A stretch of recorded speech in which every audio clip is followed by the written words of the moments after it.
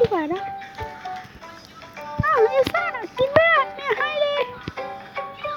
กินเลยนะโอเคแล้วก็กินมึงดีกว่าถ้าจะอร่อยนะบายนี่เดี๋ยวปิดตาทายกันดีกว่า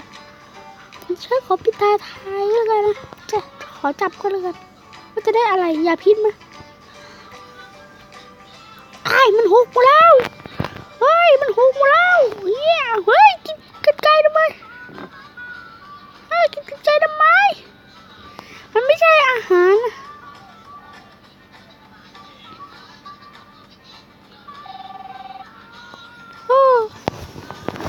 สวัสดีครับคุณหมอเนี่ยครับเขากินไอ้ลูกเต๋าไปหมดเลยครับเนี่ยโอเคเดี๋ยวหมอจะรีบไปนะ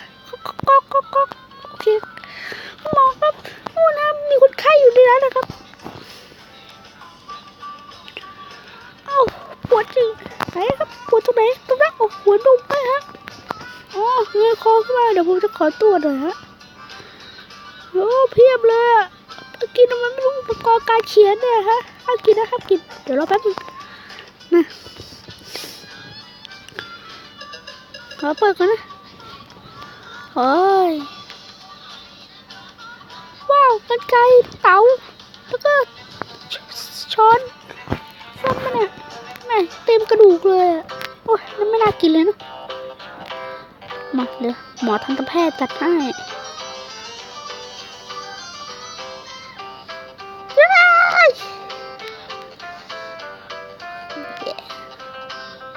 แหวะเกลียดจังเลย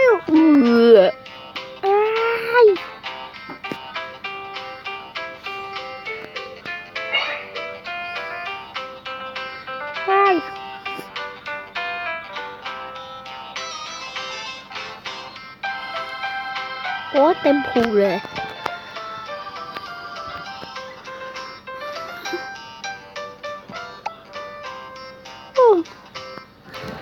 ไม่ช้อนเงี้ยชิบหายเลยลูกเต๋าโยนทิ้งอะไรกันไกลโยนทิ้ง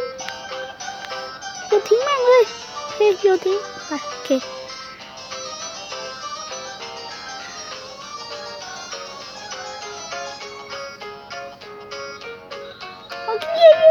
ใช้ดีแล้วเย้